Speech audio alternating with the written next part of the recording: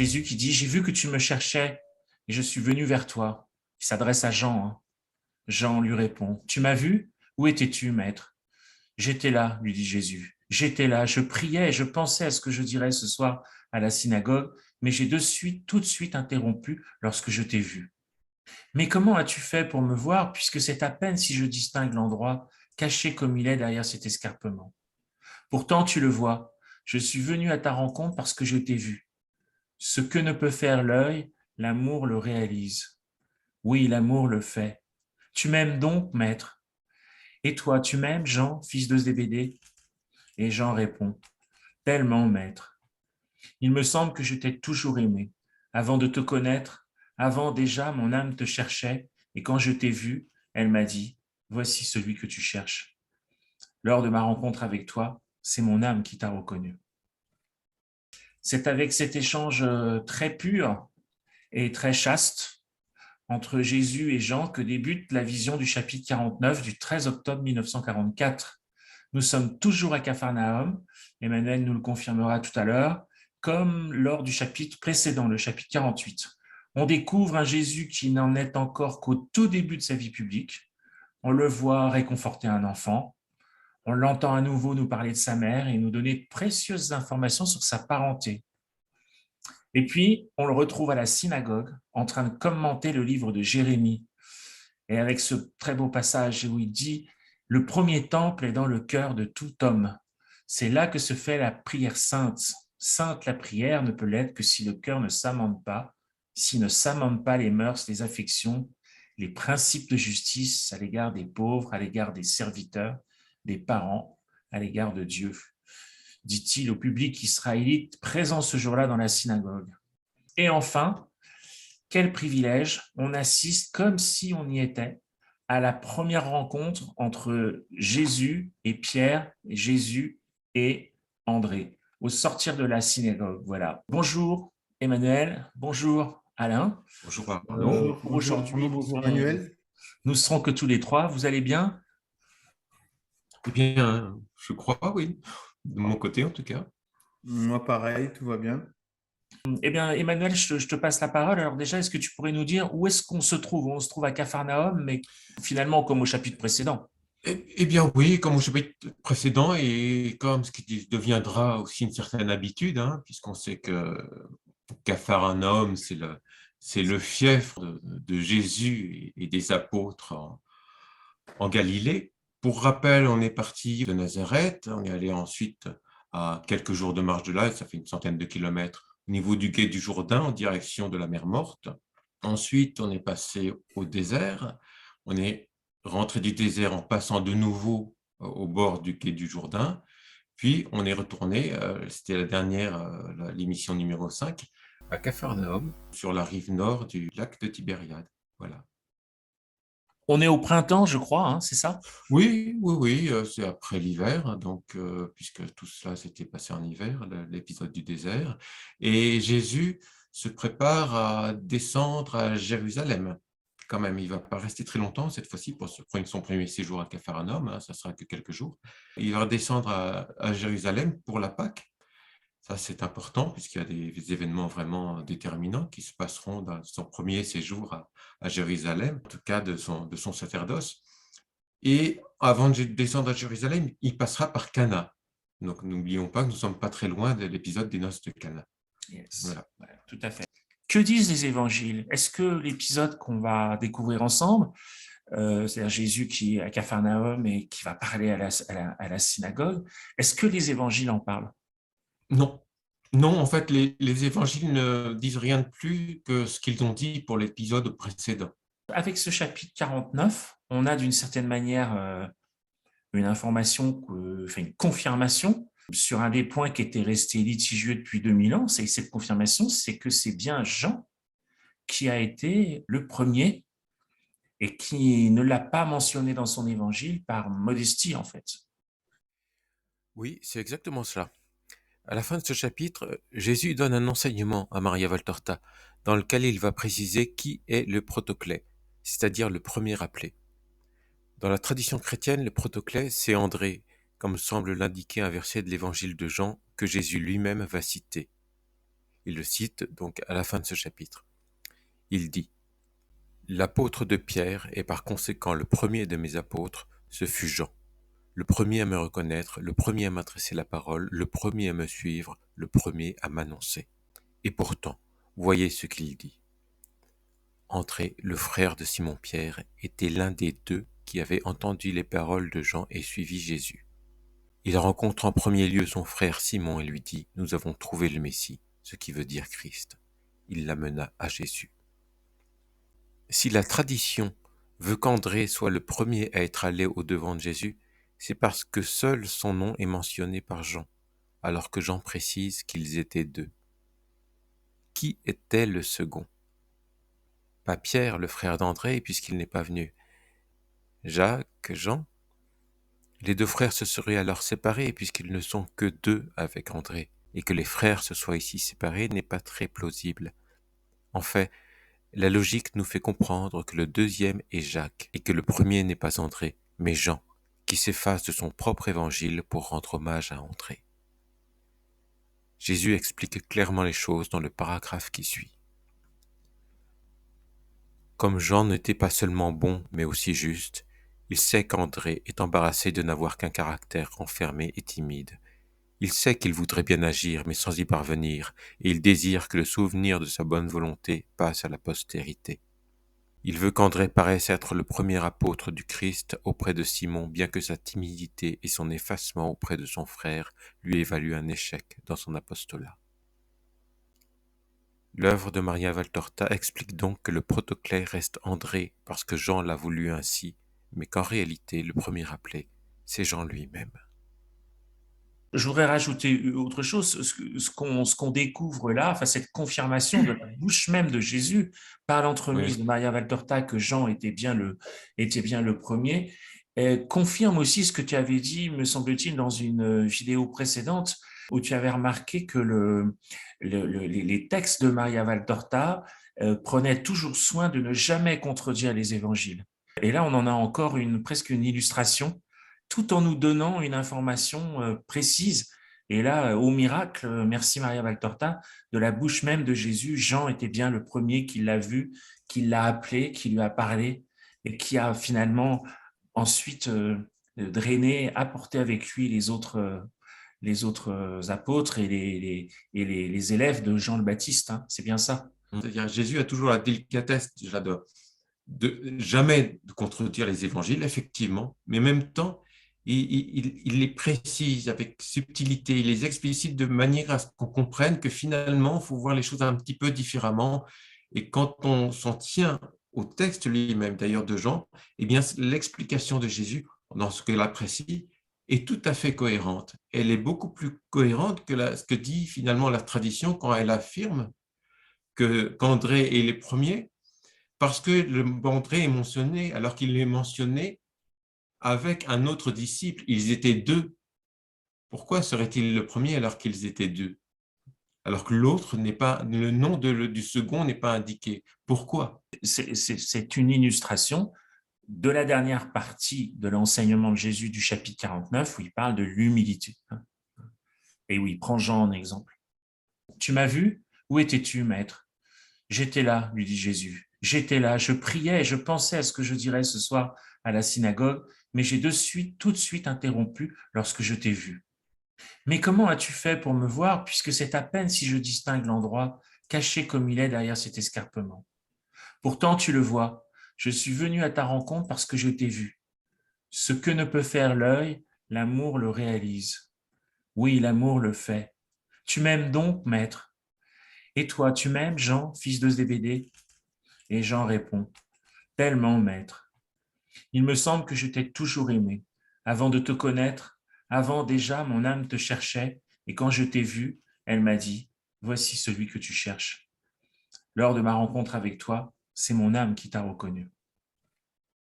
Ce début de chapitre que tu as lu, Arnaud, nous montre évidemment Jésus et Jean qui se retrouvent. Et ce qui est frappant, c'est l'intensité de l'amour qui existe entre ces deux hommes.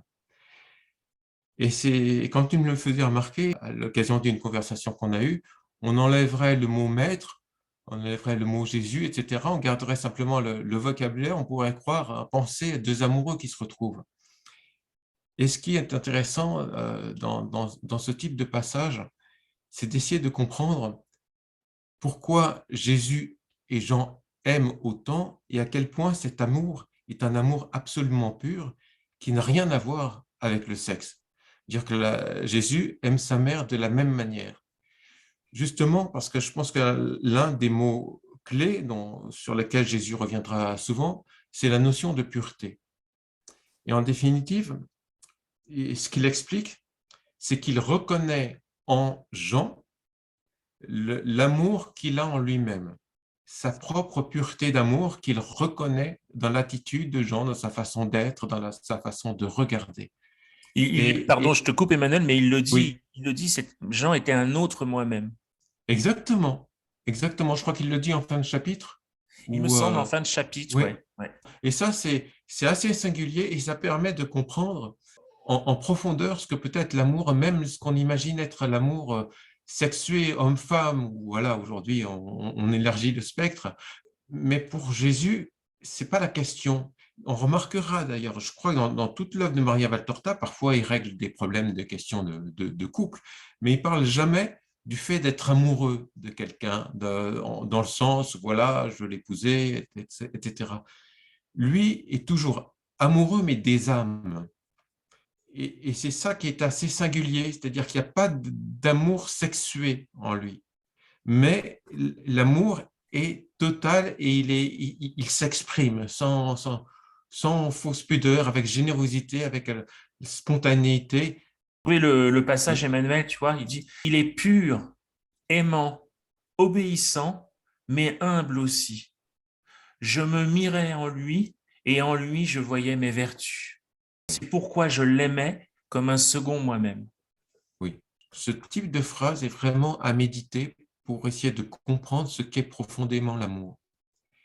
Ce qu'il essaie de nous montrer à travers ça, que l'amour ne vient pas de nous. Il vient de Dieu et de l'unicité de Dieu qui est pure. Et quand on retrouve de la pureté dans l'unité de Dieu chez quelqu'un d'autre et qu'on reconnaît la propre pureté de ce qui nous anime, eh bien, on connaît cet amour.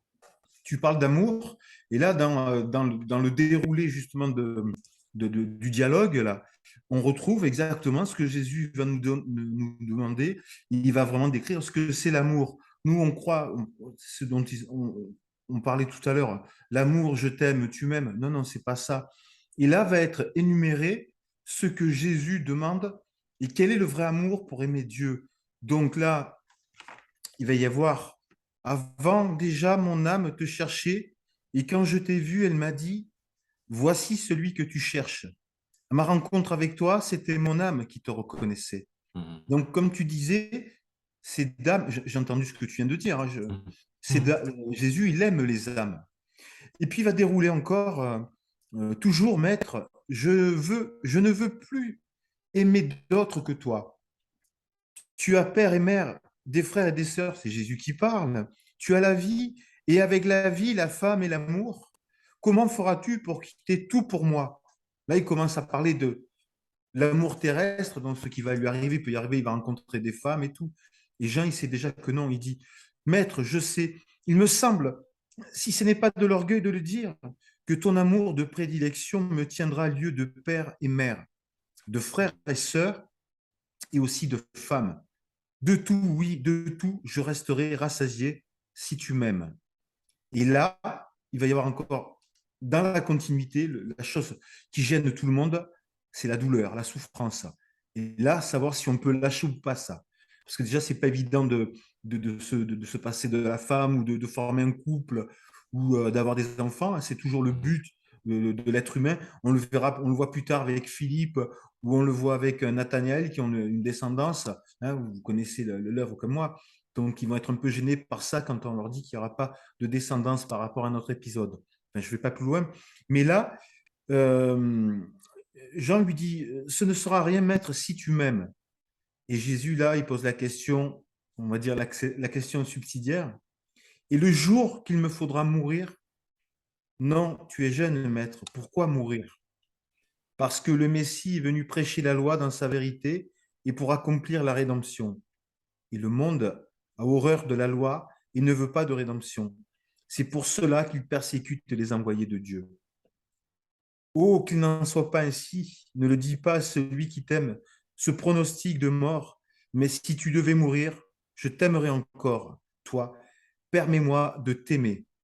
Et donc ça, c'est la rédemption, et c'est l'Église qui va se construire, où on devra aimer quelqu'un qu'on ne verra pas puisqu'il est mort ou qui sera au ciel. Il y a tout l'amour, l'amour véritable de la religion catholique, Oui, qu'il ne faut pas confondre avec l'amour je t'aime, tu m'aimes, qui est confondu avec le désir en vérité.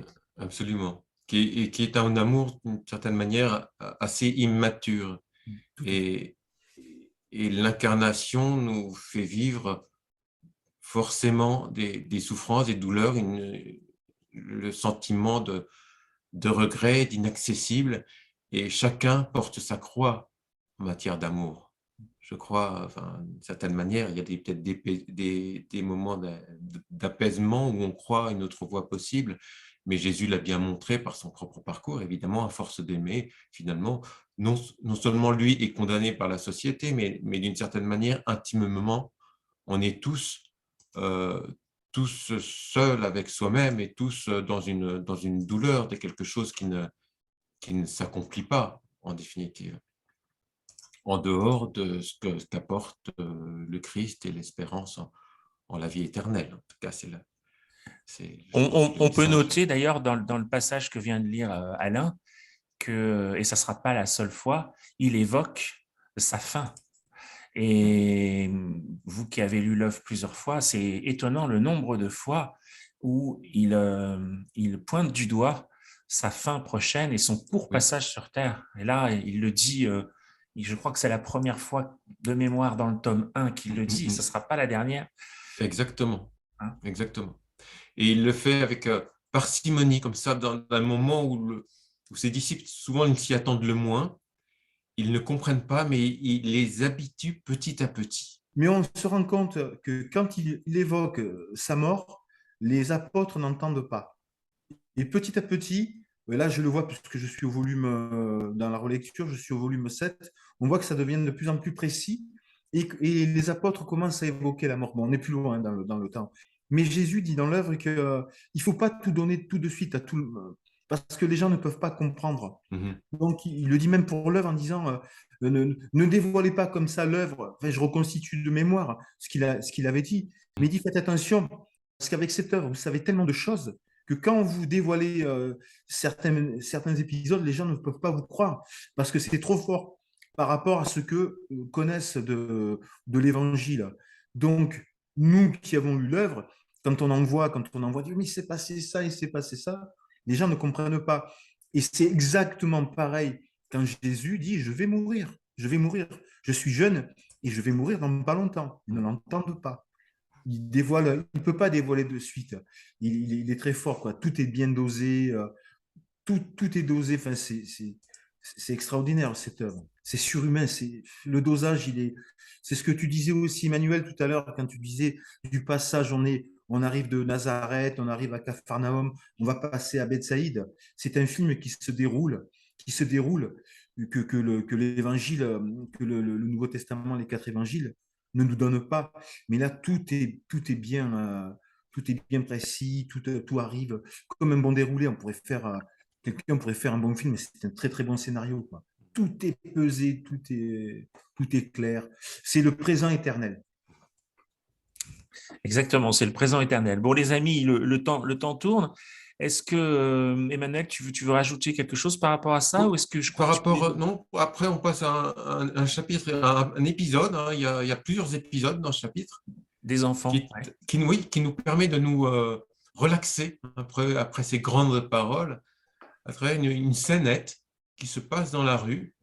Jean et Jésus marchent tranquillement et tout d'un coup, il y a des enfants qui jouent. Et puis il y en a un qui trébuche, qui manque de tomber sur Jésus lui-même, qui l'attrape comme ça, il les récupère pratiquement en vol.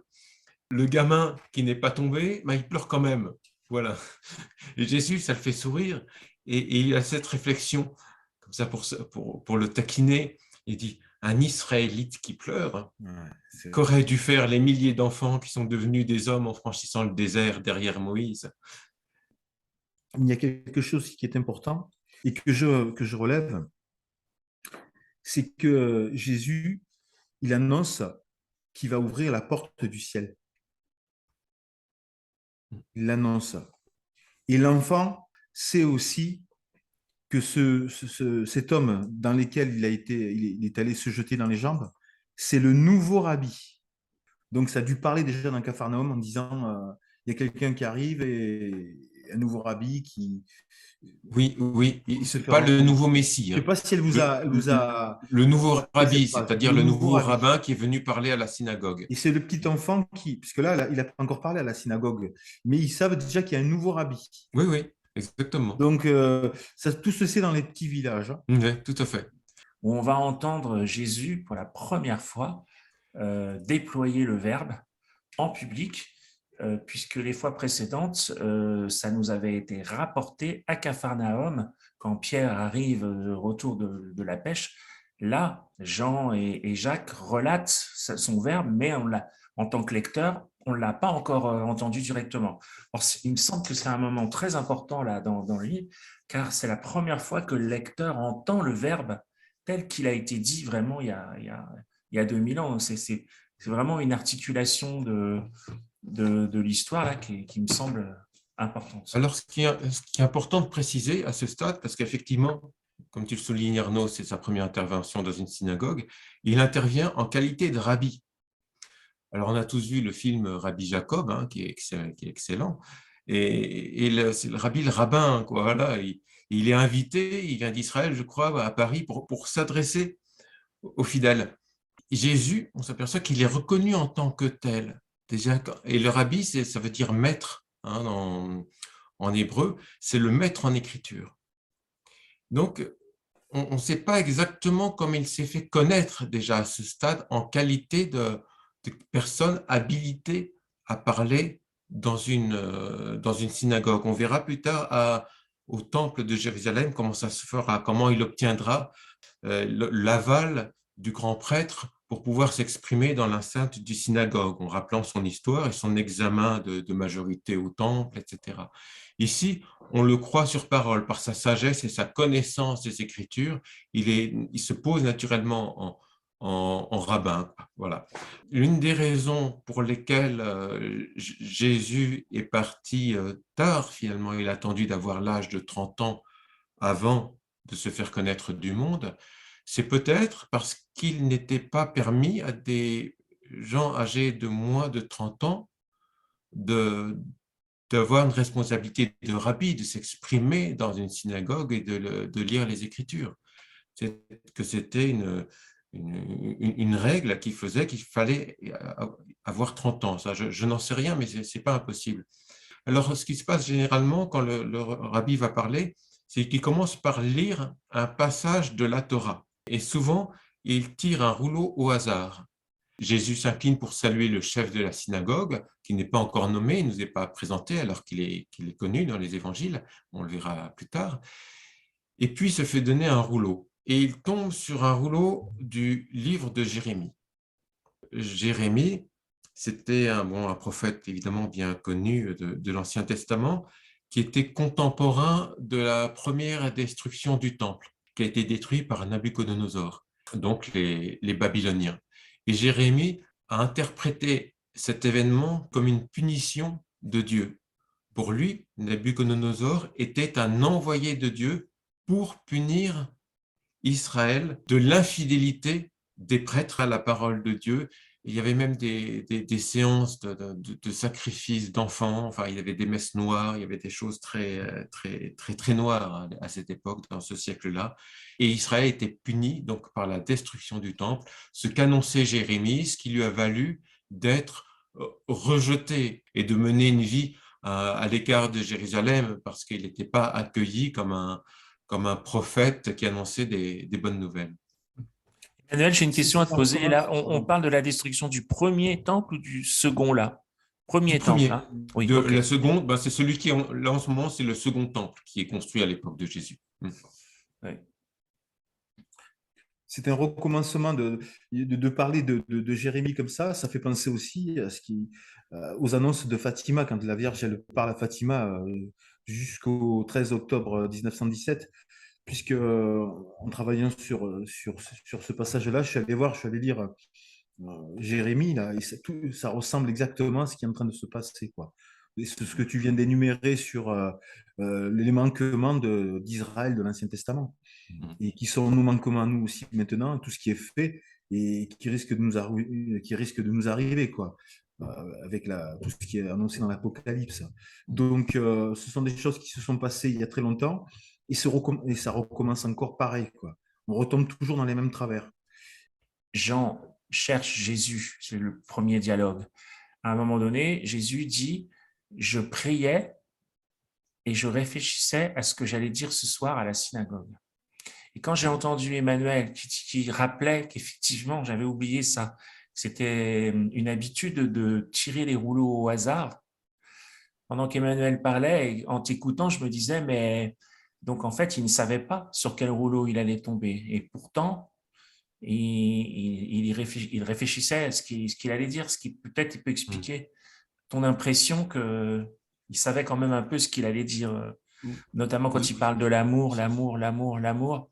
Ouais. Je pense que ça peut pas Sachant marcher. qu'il y a après une parole après, il prend une parole plus libre, Oui, le rabbi, quand il parle. Il lit, commente, et après, exact, ouais. il a aussi un épisode où il va dire, franchement, c'est comme le sermon d'un curé, quoi, Ouais. dans une église. Mais dans cette synagogue, quand tu lis bien, que tu regardes ce qui se passe, c'est exactement là que ça se passe. C'est la mise en place c'est l'Église nouvelle qui arrive, puisque on verra plus tard dans la même synagogue, il y aura l'annonce du pain de vie, c'est-à-dire il annoncera la transubstantiation, puisqu'il va parler du corps et du sang du Christ, du pain et du vin qui vont se transformer en sang et corps du Christ, où tout le monde va avoir peur et tout le monde va partir. Comme par hasard, ça se passe dans cette synagogue, et c'est là que c'est l'Église nouvelle qui arrive, quoi. Donc on parle de l'Ancien Testament, on lit Jérémie, mais il y a une préfiguration dans ce passage. C'est un passage qui est un passage clé, je trouve. Oui, il y a une chose, je ne sais pas si ça vous avez observé, c'est que il revient au décalogue, à la fois dans ce qu'il dit pendant son intervention à la synagogue, et ça va être en même temps aussi ce qu'il va dire à Pierre après, on va y venir. C'est ce que j'ai retenu, moi, c'est qu'en fait, cette première déclaration publique, il ne tient pas des propos révolutionnaires, il ne part pas voilà, dans des choses, sur des chemins complètement novateurs. Rappelle les fondamentaux. Il me semble, ouais. Tu as raison, Arnaud. Il rappelle les fondamentaux parce qu'il sait très bien que les pharisiens, enfin, les sadducéens, les scribes, il s'est mis en place quelque chose, c'est les 613 préceptes qui alourdissent, il y a trop de choses à pratiquer qui ne servent pas à grand-chose. Et Jésus, il expurge tout ça en disant, écoutez, on va revenir aux fondamentaux, aux 10 commandements, et on va rajouter l'amour ou la charité. Ça. On parle si bien Saint Paul, c'est ce que tu dis, Arnaud, c'est ça. On revient, quoi, parce que Jésus est au courant et c'est ce qui se passe. Il y a trop de choses. Rappelez-vous, les 613 préceptes. Mais Jésus, ce qu'il veut, c'est le cœur. Et là, on l'apprend dans ce passage-là, où il va dire, il faut que l'amour. Les gens qui se plaignent d'une manière générale, se plaignent des impôts, ils se plaignent de choses assez matérielles, ou ils n'ont pas eu la vie qu'ils auraient aimé avoir. Et ici, en fait, il reprend tout ce qu'il a entendu, vraisemblablement, dans les jours qui précèdent des paroles des gens. Et il leur dit, le premier temple se trouve dans le cœur de tout homme, et c'est là que se fait la prière sainte. C'est-à-dire qu'il renverse la façon de voir. Les gens se plaignent de choses matérielles et ils vont essayer de rechercher une consolation matérielle finalement dans un lieu lui-même matériel, toujours extérieur à eux-mêmes. Et il retourne les choses, il dit, attention, le temple il est en premier lieu en vous-même. Et ça, c'est dérangeant et ça, ce n'est pas compris. Ne sera pas compris non plus à la fin quand on va reprocher à Jésus de lui dire, il est capable, il a dit qu'il pouvait détruire ce temple, on pouvait le détruire et qu'en 3 jours, il pourrait le reconstruire. Il n'a jamais été compris là-dessus non plus. Mhm. Mhm. Rappelez-vous Oui, pour c'est la encore une crucifixion. Ce thématique sont des qui choses qui reviennent toujours, quoi. Alors que, comme disait Arnaud, dans ce passage-là, il y a tous les fondamentaux et j'ai l'impression que même il annonce le programme. oui, oui. Hein, Alors, le il programme qui va rappelle des s'annoncer choses, là. il rappelle des choses très, très matérielles et je pense que c'est pour cela aussi qu'il n'a pas rencontré un grand succès parce qu'il dit, je vois parmi vous des riches au cœur dur, voilà, qui font semblant d'être généreux mais qui ne le sont pas du tout. Je Ouais. vois des gens qui prient et qui se plaignent de Dieu, voilà, comme assez audacieux, quand ce sont devenus des Israélites qui ne sont pas très bons quand même, c'est devenu rare, on a l'impression, les bons Israélites. Je vous vois pleurer parce que le dominateur vide votre bourse, voilà. Homme d'Israël, le temps de la rédemption est arrivé, mais préparez-en les voies en vous, par la bonne volonté. Donc c'est en vous qu'il faut accueillir le message. Et Dans encore le une fois, temple. soyez honnêtes, bons, aimez-vous les uns les autres, riches, soyez sans mépris, marchands, ne fraudez pas, etc., etc. Il leur donne une petite leçon de morale assez fondamentale parce qu'il enchaîne aussitôt avec la question, comme tu l'évoquais Arnaud, des 10 commandements. Simple, bonne, facile est la loi qui se ramène aux 10 commandements primitifs, mais imprégnée d'une lumière d'amour. Je voudrais rebondir, moi, sur ce que tu viens de dire, là, Emmanuel, Marchand, ne fraudez pas. Puisque quand il va, parce que là, bon, il termine son intervention, puis il sort de la synagogue, et puis on rencontre Pierre. Donc on arrive à l'avant-dernière partie. Et qu'est-ce que lui dit Pierre? Pierre, il lui dit, moi, ça m'a fait rire. Il lui dit, euh, mais moi, je suis pas bon, dit Pierre. Je suis pas capable de faire ce que tu as dit à la synagogue. Je suis irascible et si quelqu'un m'offense, eh bien, je suis avide et j'aime bien avoir de l'argent. Et dans ma vente de poissons, eh ben, pas toujours. Je suis pas toujours sans frauder. Bref, je suis ignorant, j'ai peu de temps pour te suivre vers la lumière, etc. Donc, on voit que la parole de Jésus, elle a au moins fait écho dans un cœur.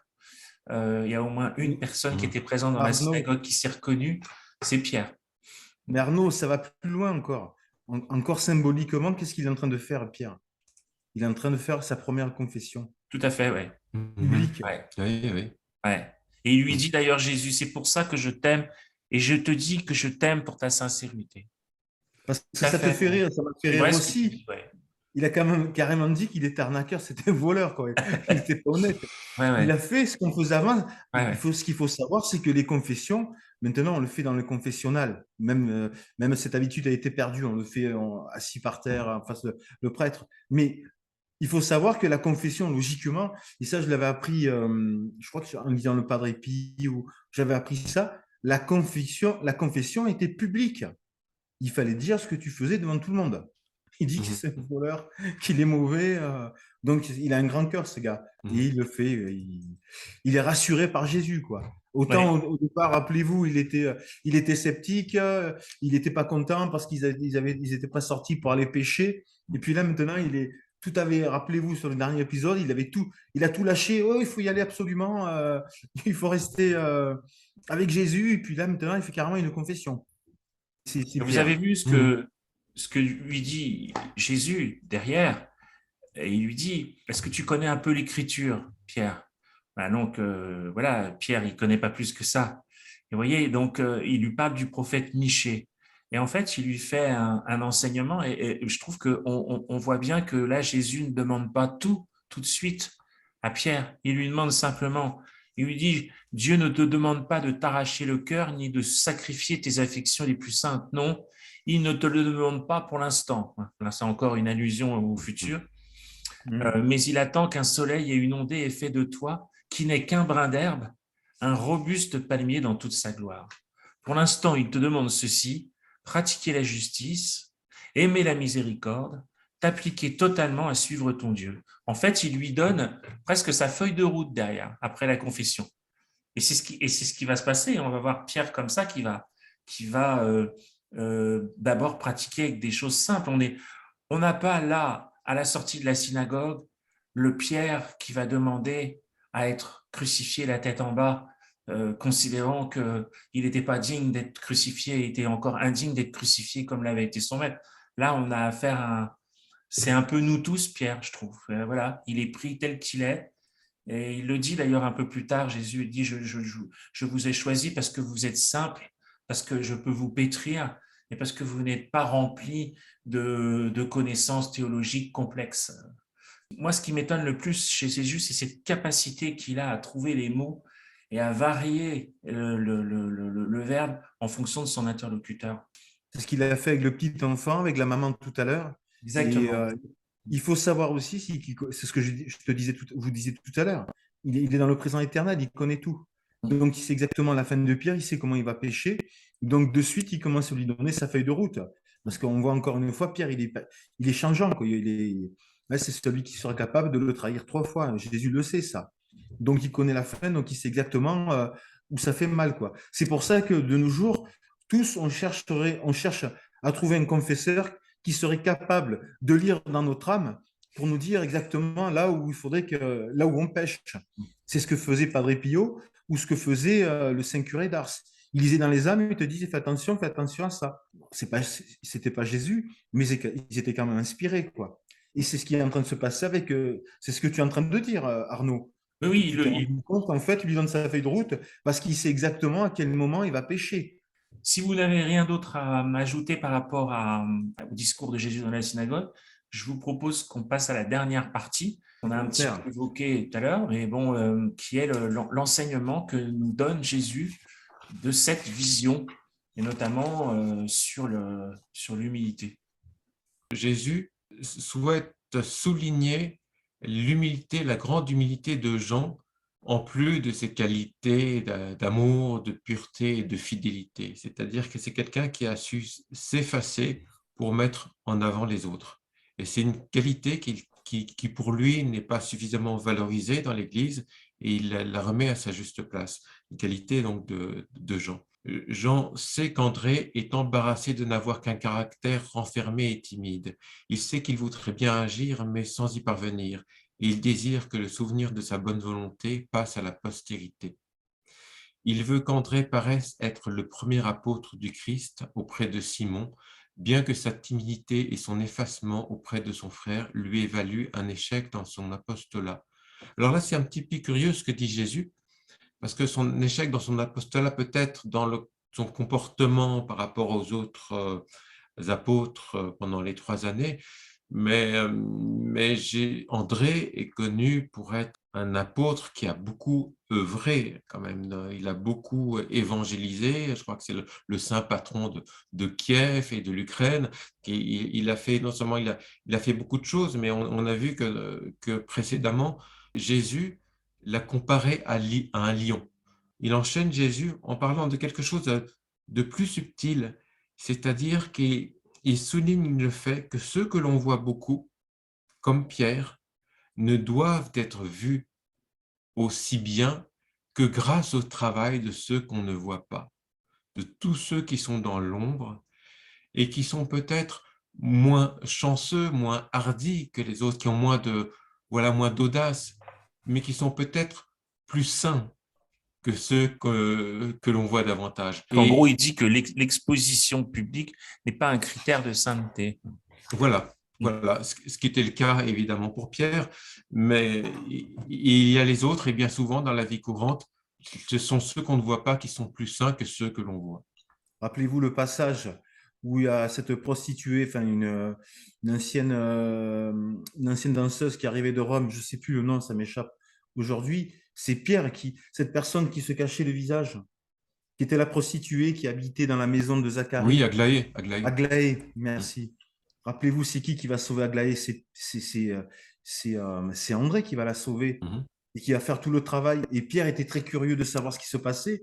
C'est le travail, c'est André qui va le faire. Oui, c'est absolument. Et en toute discrétion. Le travail sur le terrain, finalement. Il l'a dit pour André plus tard dans le passage d'Aglaé. Rappelez-vous de ça. Plusieurs fois, il va le faire comme ça, André. Donc, il était plus discret mais très efficace. Jésus va aussi expliquer quelque chose que je trouve assez beau, parce que c'est quelque chose qu'on entend très très peu, surtout de la part des personnes qui ont toujours été qualifiées de timides. Alors pour André, d'être tout le temps désigné comme quelqu'un de timide, ça doit être légèrement agaçant par rapport à son frère Pierre. Parce qu'André, on ne l'entend pas penser, mais il pense certainement, mais mon frère, mon ami, tu me dis timide, mais tu ignores le feu qui brûle en moi. Et ce feu, il est plus puissant que le tien. Et c'est peut-être pour cela même que tu ne le vois pas. Ça pourrait être une pensée d'André que suggère Jésus pour dire que souvent les plus fidèles, ceux qui ont le feu le plus ardent, ne sont pas forcément ceux que l'on voit et ceux qui travaillent dans l'ombre, pour revenir sur ce thème. Et il demande aussi que les gens qui bénéficient des honneurs ou des faveurs qui sont reconnus soient aussi suffisamment sincères dans leur cœur pour se dire, là je cite Jésus, moi je travaille, mais celui-ci a plus d'amour que moi, prie mieux que moi, s'immole comme je ne sais pas le faire. Et c'est grâce à ce travail des autres que moi je peux porter une parole publique. Et sans ces autres-là, je n'existerais même pas, en définitive. Donc chacun a sa place et personne n'a moins de mérite aux yeux de Jésus, et parfois même ceux qui sont invisibles en ont davantage. Et il ajoute, Emmanuel, j'ai l'impression de paraphraser ce que tu dis, mais la bénédiction du Père qui descend pour récompenser la personne humble, qui s'immole en silence pour procurer la force aux apôtres, descendra aussi sur l'apôtre qui reconnaît sincèrement l'aide surnaturelle et silencieuse qui lui vient de cette personne et le mérite de cet humble que les hommes superficiels ne remarquent pas. Dites-moi, les amis, est-ce que ces propos ne sont pas aussi une manière de souligner le travail et le sacrifice de Maria Valtorta, toute seule dans sa chambre, inconnue, qui, elle aussi, s'immole, est dans l'humilité totale, avec d'entrée depuis le départ, elle sait qu'elle ne sera pas connue de son vivant et qui paye le prix fort pour... euh, Oui, pendant que je t'écoutais, je me demandais si c'était pas aussi une manière détournée de consoler Maria Valtorta que de donner cet enseignement sur oui, sur je crois que c'est l'humilité et très la beau. Je pense discrétion. que ce que tu dis là, ouais, c'est très beau. Parce qu'il n'en parle pas directement, évidemment, mais ça me semble très juste parce qu'elle est précisément parmi les saints l'un des plus discrets, moins qu'on puisse dire, et qu'il n'y a pas de reconnaissance de son vivant. Personne ne lui rend des visites pour obtenir, voilà, pour voir l'animal curieux qu'elle était ou pour recevoir une bénédiction. Elle avait une prière Et très efficace dans la prière, énormément de puissance. Pour ceux qui ont lu l'autobiographie, vous l'avez lu mhm, l'autobiographie, il y a, à un moment donné, il y a un passage, il y a à côté de chez elle, à Viareggio, s'installe un médium qui fait appel aux forces du mal et du coup, elle en souffre de ça. Rappelez-vous, quand elle a commencé à prier, je racontais ça à quelqu'un là qui, on parlait de médium et tout, et je lui relatais l'épisode, on était dans la rue, je me revois marcher, rappeler cet épisode-là où Maria Valtorta a prié très fort, vraiment, et puis le médium, il pouvait plus supporter, il était obligé de partir. Donc, elle avait une force dans la prière. Moi, je vais vous dire quelque chose. Je suis à chaque fois, je suis très surpris par la richesse des chapitres. Et j'ai de plus en plus l'impression que cette œuvre, il faut la pétrir, la lire, la relire et pas se jeter dedans à corps perdu. Enfin, on peut, c'est très bien aussi. Mais quand je vois tout ce qu'on a dit sur le chapitre, là, bon, on va terminer l'émission, mais ça m'a donné envie de relire. oui, mhm, J'ai envie d'y retourner. Et plus on l'approfondit, plus elle est belle, plus elle est puissante. Finalement, il n'y a presque pas besoin tu vois, des travaux scientifiques, etc. Simplement, quand tu mhm, prends l'œuvre comme mhm, ça, juste un chapitre, être capable d'écrire ça, de faire parler Pierre avec des mots tout simples, alors que 2 pages avant, on est dans un discours de Jésus qui est magnifiquement comment dire, articulé, avec des références à l'Ancien Testament, et puis tu repasses à un dialogue tout simple entre une maman, son enfant. Et c'est pour ça que j'insiste encore une fois, cette œuvre, quand tu tombes dedans, comme Obélix, il est tombé dedans quand il était petit, tu t'en sors, on s'en sort plus, quoi. C'est hallucinant. C'est incroyable, Oui, cette oui, œuvre. Il faudrait tout jeter. Moi, après, de temps en temps, le terrestre revient, tu vois. Mais des fois, je oui. dis, c'est bon, je jette toute ma bibliothèque, je jette tout, j'arrête Ouais. de tout lire. Je ne veux lire plus que ça. Cette œuvre, c'est complètement dingue. Et là où je suis énervé contre moi-même, c'est que tout nous est donné, comment bien faire. Toujours pareil, ce présent éternel, ce qu'on disait dans l'émission, là. Arnaud, il dit, c'est la feuille de route. Mais nous, notre feuille de route, elle y est là, puisqu'on a tous les ingrédients avec tous les personnages, comme on a déjà dit une fois avec Colette, quand il y avait Colette, on en avait déjà parlé tous ensemble.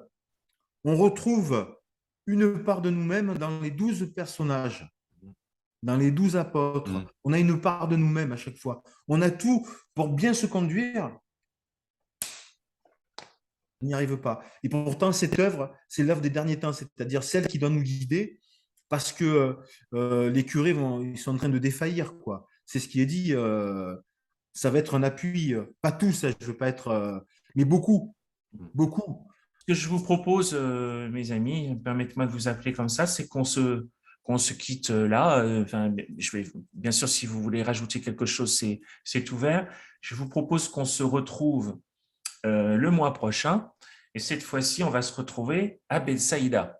Voilà. Donc, Emmanuel, tu pourras nous montrer sur la carte euh, les distances. Enfin, de toute façon, c'est pas très Oui. éloigné, hein, Sinon, Bethsaïda non, de c'est pas bien loin. Capharnaüm. Voilà. Ça se fait à pied, hein, je crois. Il faut une barque si on veut rester pieds secs, parce que c'est de D'accord. l'autre côté du Ah, c'est de Jourdain. l'autre côté. Ah, d'accord. Ouais, Ah, oui, oui, oui, ok. c'est l'autre rive. Mm. Oui, je confonds avec Korosaïm. Voilà, c'est ça. Oui, voilà, d'accord. Razan. Donc, tu vois, ça sera bien que tu nous remontres la carte. Donc, on se retrouve donc au chapitre 50, hein, voilà, ici, ça s'appelle à Bethsaïde, dans la maison de Pierre. Et là, on va rencontrer deux nouveaux Porphyré. personnages, Philippe et Nathanaël. Voilà.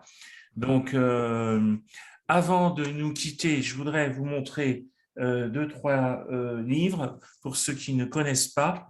Voilà, je ne sais pas si j'avais montré le dictionnaire des évangiles, voilà, si on voit bien, le dictionnaire des personnages de l'évangile, pour être très précis. Indispensable, je dirais. Quand on lit Maria Valtorta, ce dictionnaire est très précieux. Très précieux, voilà. Oui. Et je sais que Alain va nous être très utile et très précieux aussi quand on va rentrer un peu plus avant dans l'œuvre et qu'il va y avoir de plus en plus de personnages, parce que je crois que tu es assez fort dans les cousinages et tout ça pour se retrouver avec les homonymes dans les prénoms, etc. Ce dictionnaire, J'attire aussi votre attention sur l'énigme Valtorta. Là, je n'ai que le tome 2. J'insiste vraiment sur voilà, l'extraordinaire travail que fait Jean-François Lavert et qui va nous donner, je pense, des éléments et des outils précieux pour faire connaître cette œuvre à un public pas seulement chrétien, mais profane. Voilà.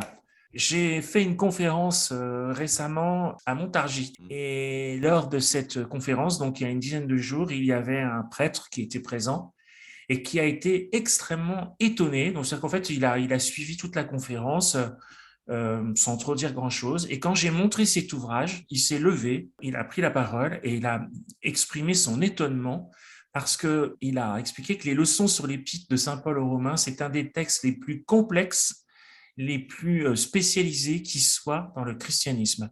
Il ne savait pas que Maria Valtorta avait osé, je mets entre guillemets, écrire et faire des commentaires sur ce texte qui est depuis la nuit des temps un texte tellement complexe que ça suscite beaucoup de polémiques et beaucoup de métacommentaires.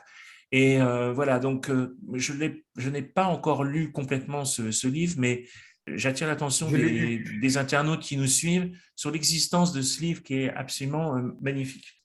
Hein, je vous rappelle que on a les carnets, les cahiers qui existent aussi.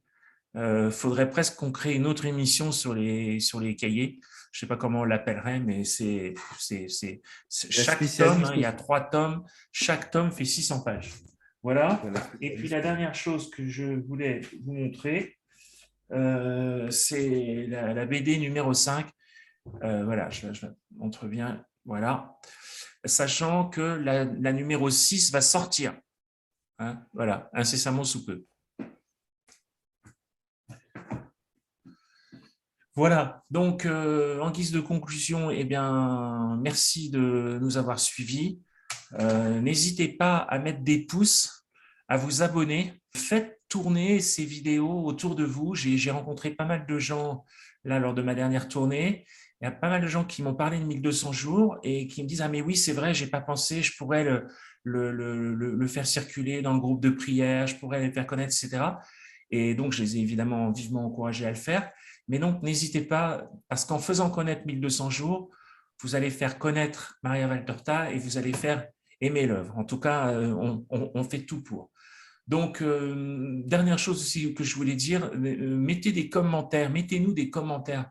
On n'a pas assez de commentaires et on a besoin de vos retours, de vos suggestions pour changer des choses, si on doit changer des choses ou les améliorer, que sais-je. Voilà, je vous remercie de votre attention. Je vous donne rendez-vous le mois prochain et je vous dis à très bientôt. Emmanuel, Alain. Bonne soirée. Bonjour, je suis Bruno Périnet, président de l'association Maria Valtorta. Vous voulez aider à faire connaître Jésus avec l'évangile tel qu'il m'a été révélé de Maria Valtorta. Une dizaine de conférenciers rencontrent des familles, des paroisses et des lecteurs dans des salles publiques. Le budget annuel de ces 200 conférences dans toute la France est de 27 000 €. Participez à ce projet national. Faites un don défiscalisable à l'association Maria Valtorta. Il vous sera délivré un reçu fiscal vous permettant d'obtenir une réduction d'impôt de 66%. www.associationmariavaltorta.fr